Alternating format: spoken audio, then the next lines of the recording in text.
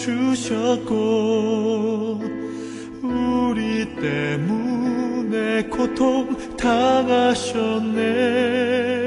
우리 때문에 칼보리 오르셨네.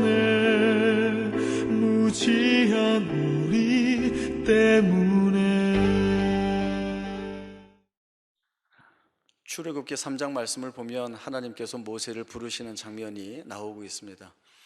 하나님께서 부르시는 모세에게 소명을 주시는데 그 소명은 내 백성 이스라엘을 애굽에서 인도하여 내라 라고 하는 것이었습니다. 그러나 이 소명이 단지 문자적인 의미대로 애굽에서만 이끌어내는 것은 아닙니다.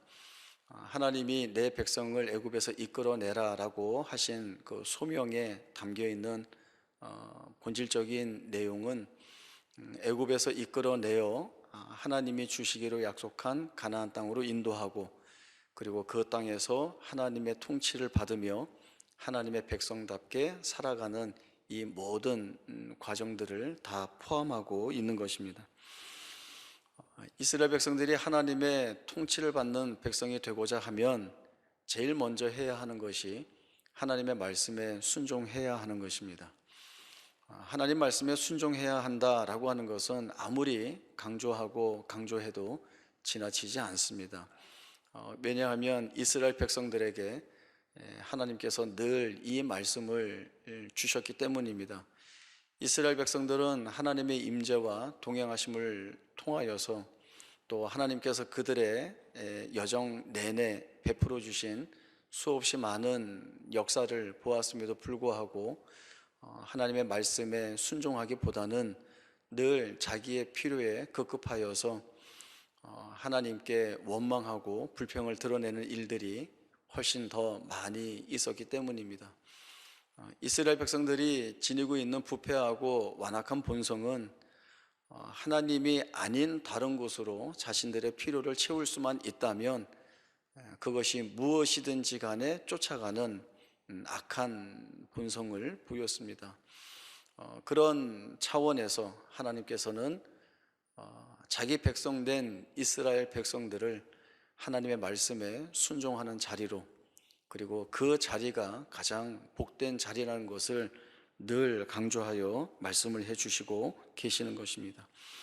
오늘도 하나님은 모세를 통하여서 이스라엘 백성들에게 이 같은 말씀을 주시고 있습니다. 너희 앞에 복과 저주를 두었다.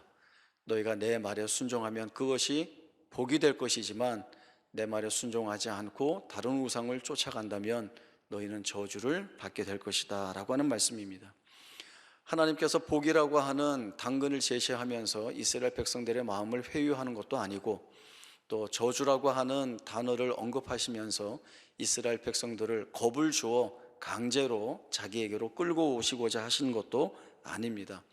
복과 저주를 두었지만 분명한 것은 하나님의 백성이라면 하나님의 말씀에 순종하여 복된 자리로 나와야 한다라고 하는 강력한 요구를 하나님이 하고 계시는 것입니다. 이것은 가나안 땅을 설명하는 의미와 그 맥락을 같이 하고 있습니다. 가나안 땅은 이스라엘 백성들이 반드시 얻을 땅입니다. 조상들에게 주시기로 약속했기 때문에 이스라엘 백성들은 반드시 이 땅을 얻게 됩니다. 이스라엘 백성들이 하나님 말씀을 잘 들으면 이 땅을 얻게 되고, 잘 듣지 않으면 이 땅에 들어가지 못하는 것이 아닙니다. 이스라엘 백성들은 이 땅에 들어가게 될 것이고 그 땅을 반드시 얻게 될 것입니다. 또 가나안 땅에 대한 자세한 설명이나 소개도 같은 의미입니다. 가나안 땅은 좋은 땅입니다. 많은 곡식과 결실을 풍성하게 맺을 수 있는 땅이고, 다른 곳과 달리 이른 비와 늦은 비가 때에 맞춰 내리는 풍요로운 땅입니다. 그리고 무엇보다도 특별하게 여호와의 눈이 세초부터 새말까지 그 땅 위에 머무는 땅입니다. 그래서 가장 은혜로운 땅입니다. 문제는 하나님의 말씀에 순종하면 이 좋은 조건과 풍요로움 속에서 이스라엘 백성들이 살아가고, 말씀을 듣지 않으면 순식간에 이 땅이 비도 내리지 않고 갑자기 그 땅에서 못된 것이 자라나 망하게 하는 땅이 되는 것이 아닙니다. 가장 중요한 것은 이 좋은 땅, 하나님의 은혜가 풍성하게 채워지는 이 땅에서 너희가 어떤 백성으로 살아갈 것이냐라고 하는 것을 하나님이 묻고 계시는 것입니다. 하나님의 은혜가 있는 땅, 하나님의 통치가 있는 이 땅에서 하나님을 붙들고 하나님을 의지하고 하나님의 백성으로 살아가겠느냐, 아니면 이 좋은 것들을 많이 누리는 가운데에서도 하나님의 은혜를 바르게 고백하지 못하고 하나님 없이 사는 백성으로 살겠느냐, 이것을 하나님이 묻고 계시는 것입니다. 하나님은 이스라엘 백성들에게 애굽에서 해방되는 과정과 또 광야 40년이라고 하는 과정을 통하여서 지금 모압 평지에 이르기까지 그 백성들에게 강조하여 주시는 말씀이 늘 이 부분이었습니다. 너희에게 하나님이 어떤 하나님이냐, 그리고 이 하나님이 너희에게 보여주신 내용이 무엇이냐, 그러면 그 하나님과 그 하나님이 보여주신 것으로 인하여서 너희가 확인받고 그 확인받음 속에서 인정하고 결단할 것이 무엇이냐를 말씀하고 계시는 것입니다. 홍해 앞에서 이스라엘 백성들이 아무것도 할 수 없을 때 하나님은 너희는 두려워하지 말고 가만히 서서 오늘 너희를 위하여 행하시는 하나님의 구원의 역사를 보라고 하셨습니다. 그리고 그 하나님의 구원에 내시는 하나님이신 것을 목도하게 하셨습니다. 또한 척박한 광야에서, 거친 광야에서 먹을 것이 없을 때에 하늘에서 매일 만나라고 하는 양식을 내려주심으로 인하여서 자신들의 생명이 이 하나님의 은혜로우신 손길로 인하여 보존받고 있다라고 하는 것을 보게 함으로 하나님이야말로 우리에게 생명의 하나님이시다라고 하는 사실을 깨닫게 하셨습니다. 아말렉 족속과의 전쟁도 마찬가지입니다.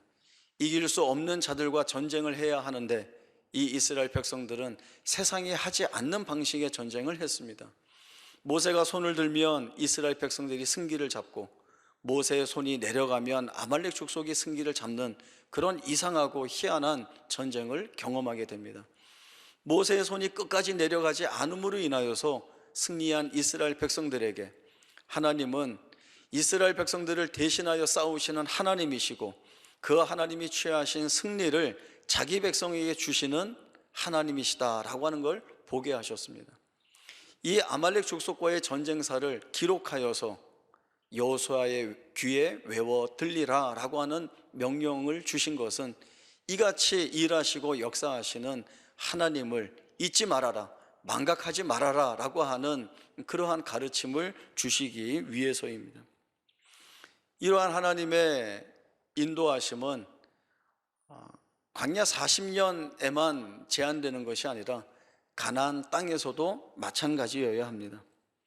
모든 것이 풍부하고 넉넉하고 그래서 풍요로운 그 땅이라 할지라도 하나님 없이 산다고 한다면 그 땅의 풍요로움과 풍부함과 넉넉함은 아무 의미가 없다는 것을 이 이스라엘 백성들이 알아야 하는 것입니다.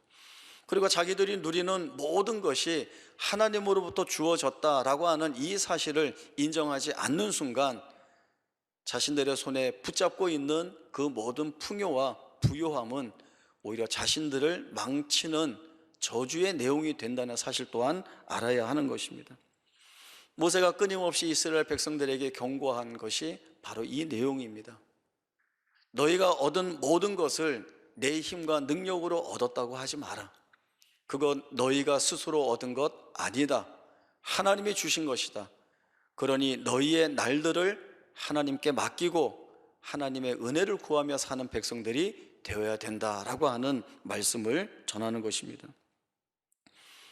하나님은 이스라엘 백성들에게 가나안 땅에 들어가면 해야 할 일에 대한 말씀을 주십니다. 그것은 한 무리의 백성들이 그리심 산에 올라가 서고 또 한 무리의 백성이 에발산 위에 올라가 서는 것입니다.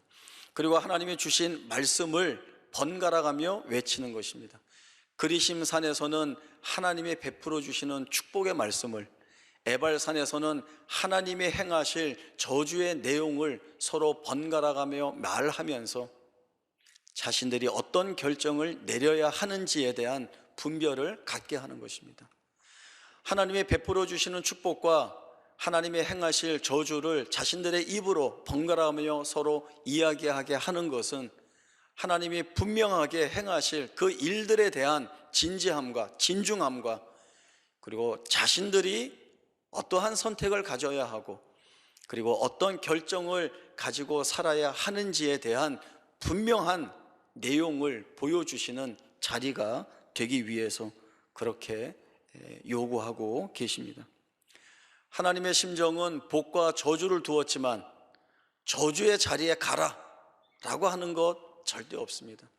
하나님의 심정, 하나님의 가지고 계시는 진심은 이런 것은 아닙니다.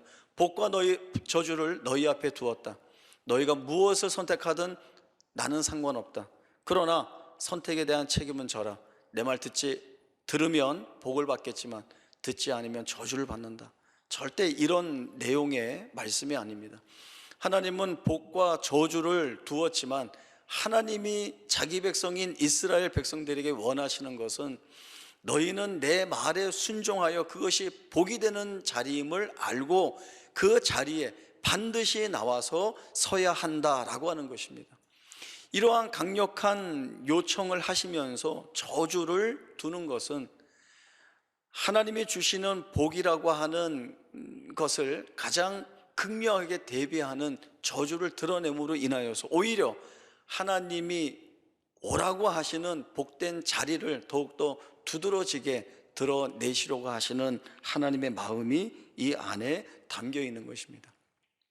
이스라엘 백성들은 하나님이 자신들을 향하여 어떠한 마음, 어떠한 진심, 어떠한 요구가 있는지를 깨달아야 합니다.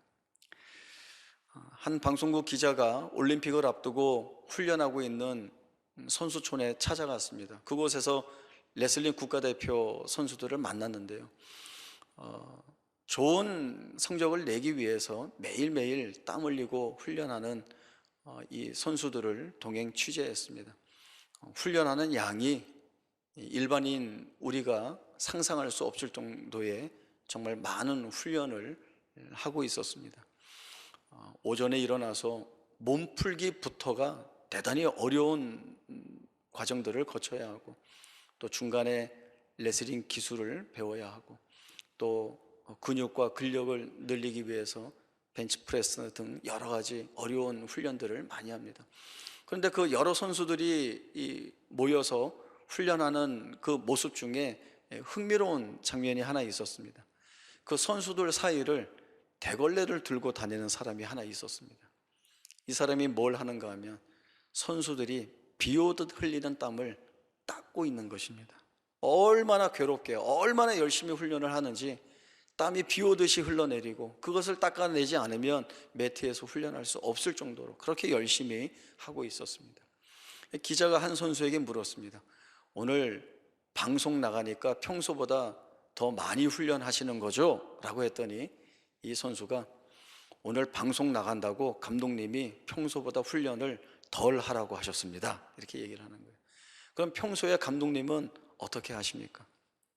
더 하라고, 더 하라고, 더 열심히 하라고, 채찍질하고 잔소리하고 아주 몰아붙인다는 겁니다.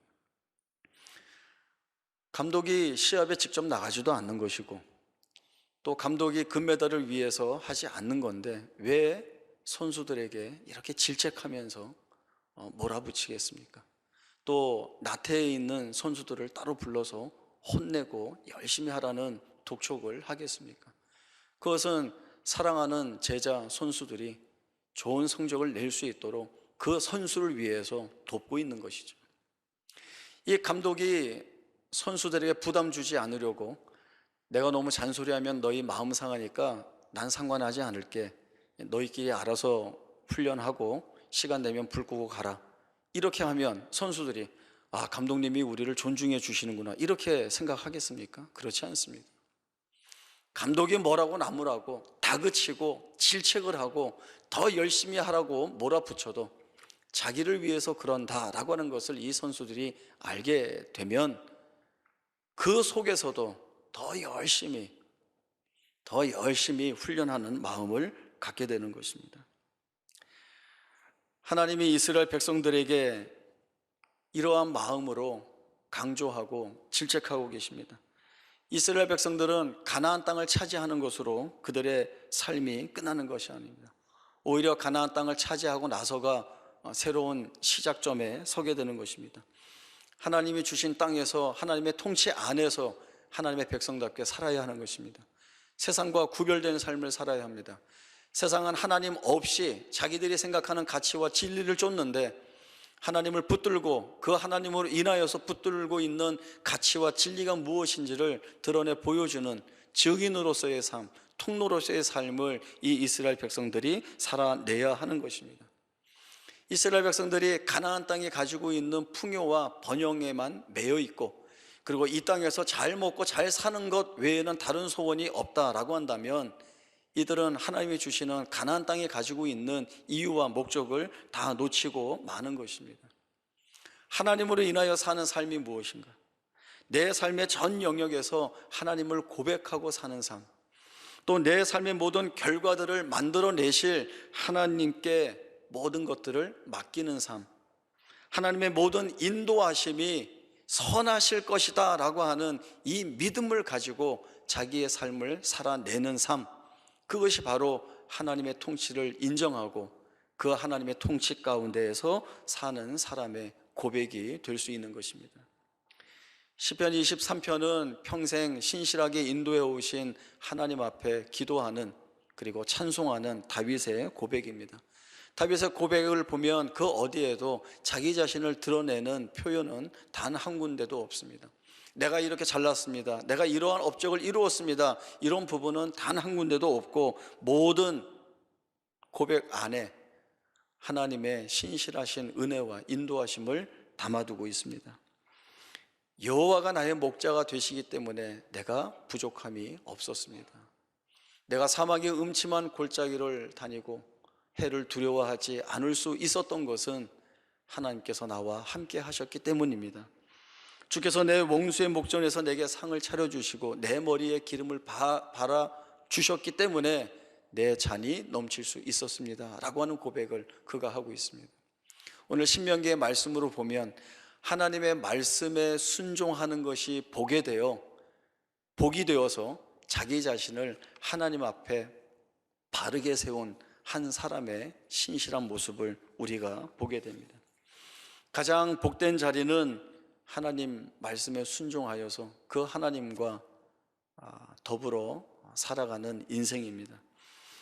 순종하지 않으면 저주를 받을까 봐 전전긍긍하는 그것이 우리의 모습이 아니라 하나님과 함께하고 그 하나님의 말씀에 순종할 때에 그 순종이 만들어내는 내 삶의 모든 결과와 경험들이 우리를 복되게 하시는 하나님의 인도하시는 세밀하신 손길이심을 알게 하는 것입니다. 그것을 아는 자에게서 드러나는 반응은 감사와 기쁨과 즐거움의 고백일 수밖에 없습니다. 아무리 넉넉해도, 아무리 부여해도, 아무리 풍성해도 하나님 없이 사는 것이 저주입니다. 하나님의 말씀이 약속하는 의와 거룩함과 진리가 없는 것이 곧 저주입니다. 더욱이 하나님이 아닌 다른 우상을 붙들고 더러운 영에 사로잡혀 산다면 그것이야말로 저주 중에 저주라고 말할 수 있겠습니다. 우리가 하나님의 말씀에 순종하고 그 순종하는 자리에 가더라도 우리의 현실이 때로는 부족하고 또 괴롭고 고통스러운 때가 있을 수 있습니다.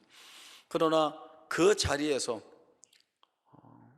우리의 부족함을 부족하지 않게 하시는 하나님, 또 우리의 실패를 실패되지 않게 하시는 하나님, 또 우리가 잘못된 길을 갈 때에도 우리를 돌이켜 바른 길로 인도하시는 하나님의 세밀하신 인도하심을 바라보게 되면 우리의 현실이 부족하고 괴롭고 마음 아프다 할지라도 거기에서 우리에게서는 찬송과 감사의 고백이 나올 수밖에 없습니다. 사도 바울은 복음을 증거하다가 감옥에 갇혔지만 감옥에 갇혀서 한숨을 쉬거나 비탄에 빠지거나 좌절하거나 낭망하지 않았습니다. 그의 입술에서는 찬송이 끊이지 않고 흘러나왔습니다. 또한 사도 바울은 육체의 가시로 인하여서 많이 고통스러웠지만 내 은혜가 내게 족하다. 이는 내 능력이 약한 데서 온전하여진다 라고 하는 하나님의 말씀을 듣고는 도리어 크게 기뻐하면서 자기의 여러 약한 것들을 자랑하였습니다.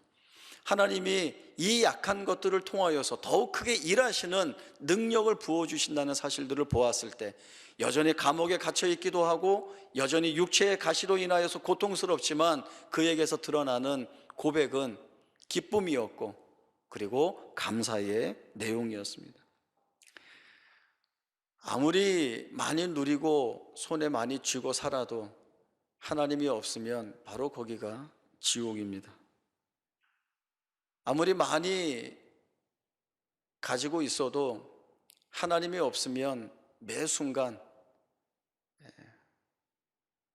부족함을 경험할 수밖에 없습니다. 없는 자리에서도, 약한 자리에서도, 그리고 어려운 자리에서도 담대하게 일어나 하나님을 찬송하고 그리고 진실되이 기뻐하고 감사의 고백을 올릴 수 있는 것은 하나님이 우리를 불러 세우신 복된 자리에 세움받은 사람에게서 드러날 수 있는 은혜 있는 모습입니다. 하나님이 이스라엘 백성들에게 물으셨듯이 오늘 우리에게 물으십니다. 복과 저주를 너희 앞에 두었다. 내 말에 순종하면 그것이 복이요, 그러나 내 말에 순종하지 아니하고 너희의 필요 때문에 다른 것을 붙들고 산다면 그것 자체가 저주가 될 수밖에 없다. 이 물음을 하고 계십니다.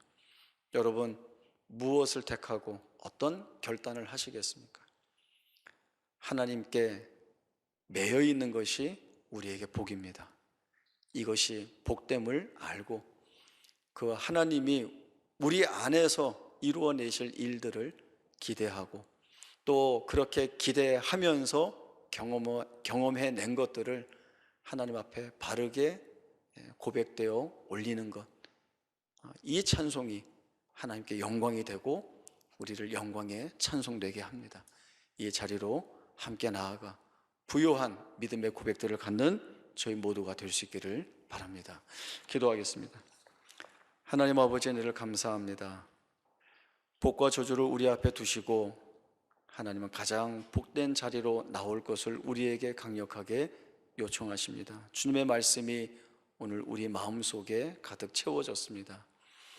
오늘도 살아 역사하시는 하나님의 은혜로우신 인도하심 앞에 우리의 온 생애를 맡겨드릴 수 있기를 원하고 또 그 가운데에서 경험하게 하시는 것들이 우리의 심령과 입술을 통하여 주를 향한 담대한 믿음 있는 고백으로 드러나기를 원합니다.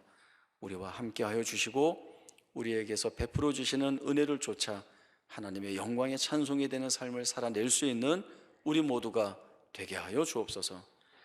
지금은 우리 주 예수 그리스도의 은혜와 하나님 아버지의 크신 사랑과 성령 하나님의 충만하신 역사하심이 주께서 우리에게 베풀어 주시는 은혜를 쫓아 감사하며 살며 우리를 세우시는 그 자리가 어떤 자리이든지 간에 하나님 붙들고 살아 승리하리라 다짐하는 주의 사랑하는 성도들 머리 위에 지금부터 영원토록 함께 있을지어다.